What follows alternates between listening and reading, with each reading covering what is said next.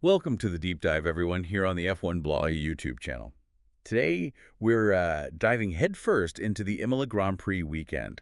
Lots happened, but we really want to unpack those big Aston Martin upgrades and, well, some of the qualifying results that raised a few eyebrows. Definitely. There's a lot to get through there. Yeah, we've looked through the reports, the analysis, all that stuff. Our mission really is to give you the key takeaways, what you really need to know about Aston Martin's weekend, and the whole Imola picture. Sounds good. Where should we start? Aston's upgrades. Let's do it. Aston Martin turned up with, well, seemingly half a new car. What exactly were the big changes we saw? It was pretty extensive, yeah. We're talking a completely new floor design, which is always huge. Then significant changes to the upper bodywork, the side pods, the engine cover area. Okay. Modifications around the cockpit, that sort of barchetta zone, they call it. Redesigned Venturi tunnels underneath the car. Right, the tunnel's generating that ground effect. Exactly. Even tweaks to the halo fairing and a different diffuser keel at the back, a narrower one. It was, yeah, a really comprehensive package. Wow, that's not just a minor tweak then. Sounds like a serious effort. And this wasn't something they just dreamed up last week, presumably. Yeah. There's a backstory to this development. No, not at all.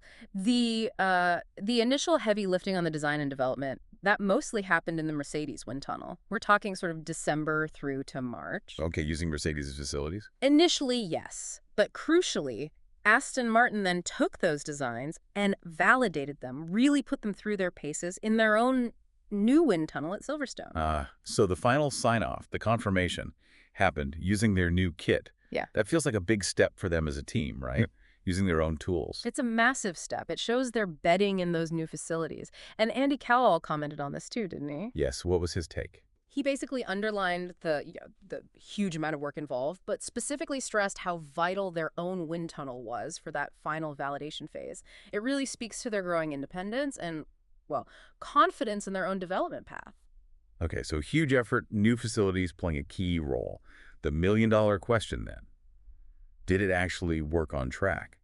Qualifying looked, well, pretty spectacular for Fernando Alonso. P5, that's way better than anything he'd managed before this season. It was stunning, wasn't it? P5 was easily his best qualifying of the year. His previous best was, what, P12, I think? Yeah, something like that. A big jump. A huge jump, 7 places. That's not just finding a 10th here or there. It really suggests a fundamental improvement in the car's potential, at least over 1 lap at Imola. You have to wonder if this is the start of something more consistent. And it wasn't just the final position. Their strategy in quali was interesting, too. Using the medium tires in Q2 and Q3, both Alonso and Stroll did that. Why go for the mediums when others were on softs? That was a sharp spot. Yeah, it was quite deliberate, you'd think. Opting for mediums suggests they were thinking about the race, maybe trying to get a better starting tire, potentially run longer in the first stint.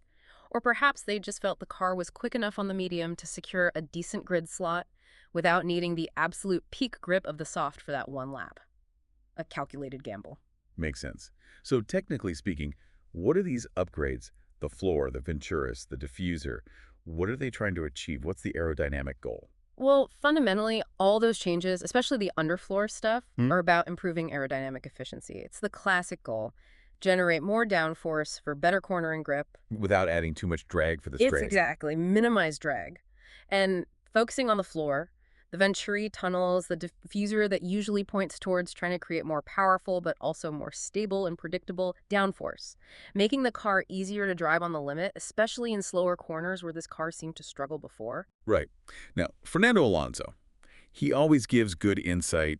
He seemed pleased, obviously, with P5, but also quite grounded. What was his reaction? Yeah, classic Alonso, wasn't it? Happy with the step forward, acknowledged the qualifying pace was better, but definitely poured a bit of cold water on getting too excited. He mentioned the car still had some unpredictable moments, some unpleasant surprises, I think was his phrase. Okay, so not perfect yet. Not perfect. And he stressed, quite rightly, that they need to see how it performs on totally different tracks. He specifically mentioned Monaco and Barcelona. One good quali doesn't make a season, Very true. Different circuits, different demands. And thinking bigger picture, beyond just Imola, how important is this upgrade package for Aston Martin's future, especially with the 2026 regulations looming? Oh, it's hugely significant for the future. Think of it as a massive real-world test case for their new wind tunnel and their whole development methodology. The data they get now, seeing if the track performance matches the tunnel predictions, that correlation, It's absolutely vital for informing how they design the 2026 car. It's about validating their tools, their process. And it's important context because F1 blog followers will remember Aston Martin haven't always had the best luck with upgrades recently, have they? That Canada 2023 package comes to mind. That's a really good point. The memory of those Canada upgrades last year, which, well, frankly seemed to make the car worse and sent them down a bit of a rabbit hole, that looms large. So the fact that these Imola upgrades seem to have delivered a tangible performance gain, at least initially, that's a really positive sign. It suggests maybe they've learned from that, broken that negative trend. Yeah, a definite boost for morale across the team, you'd imagine. Okay, let's shift gears a bit. Away from Aston Martin, qualifying itself was pretty dramatic right at the front, too. Oscar Piastri taking pole from Max Verstappen. Didn't see that coming. Not many did. Piastri snatching pole was a huge moment, and a great indicator of McLaren's pace all weekend, really. Lando Norris wasn't far behind either, starting P4. And George Russell splitting them in P3 for Mercedes. Yep. Strong showing from McLaren and Mercedes getting in the mix. But then, Ferrari, home race at Imola, big expectations, and qualifying. Bit of a letdown, wasn't it? A major letdown for the Tifosi, yeah. That was one of the big negative surprises. Both Leclerc and Hamilton out before Q3, P11 and P12, just not what they would have wanted at all. Such a contrast, especially when you look at Williams. They had a brilliant session, Carlos Sainz putting it P6, matching his best, and head of Albon in P7.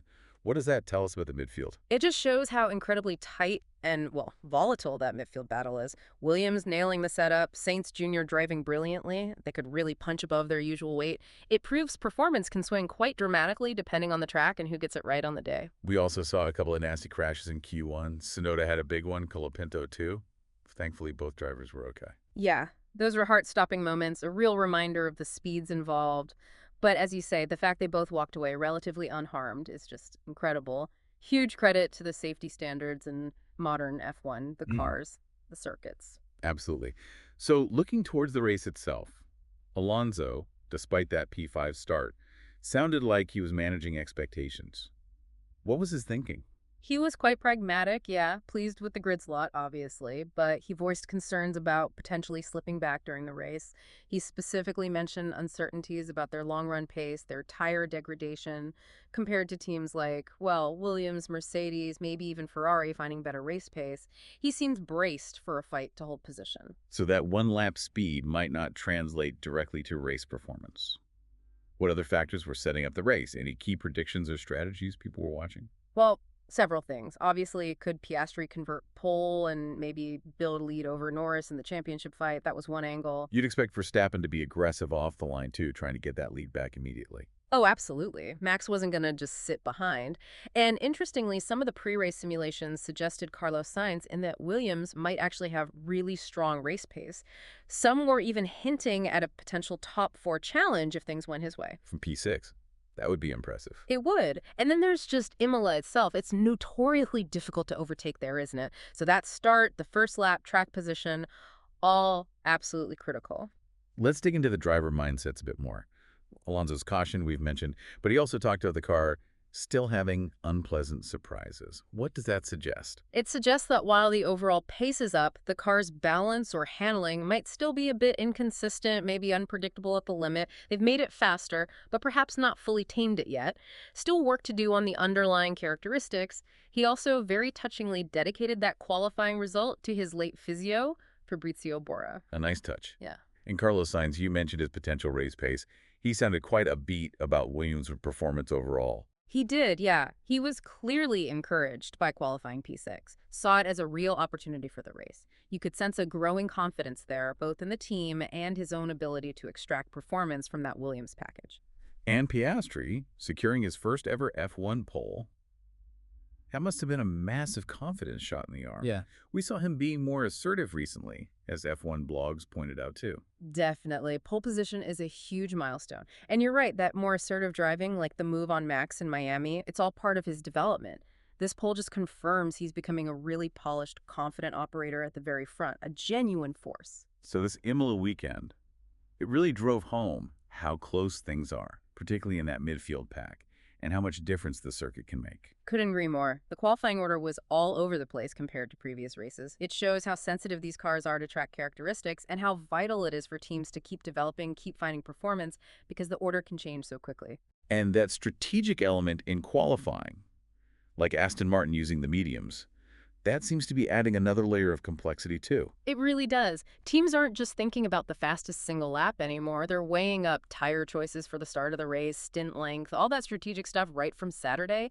Getting that quala tire call right can really set up your Sunday.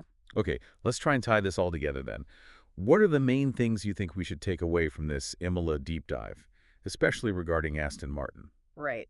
Key takeaways. First, Aston Martin's upgrades look promising, definitely a step up in qualifying pace. But, and it's a big but, they need proving in race conditions and on different kinds of tracks. The jury's still out on whether it's a consistent fix. Okay, point one. What else? Second, qualifying threw up big surprises. McLaren looking really strong with Piastri on pole, Williams punching above their weight with Sainz Jr., but Ferrari having a surprisingly tough time at home shows the grid is still quite fluid. Got it. And Finally, the race itself looked set for some real strategic battles. Tire management, the difficulty of overtaking at Imola, it meant track position from the start, and strategy calls were going to be absolutely key to the final result. great summary. Really fascinating stuff. So here's something to chew on until next time. With all the changes at Aston Martin, the new tunnel, new people, new processes, is this Imola qualifying flash a genuine sign they're turning a corner long-term, a sustainable climb? Or is it just the inherent up and down nature of F1 development? Will they hit bumps in the road again? Exactly. And maybe the biggest immediate question, what will Monaco, a completely different kind of challenge, tell us about these upgrades? That could be really revealing. Definitely one to watch. Well, that's all we have time for on this deep dive. Huge thanks for joining us here on the F1 Blogs YouTube channel. If you enjoyed the analysis, please do give this video a like and make sure you subscribe so you don't miss our future F1 breakdowns. Thanks for watching.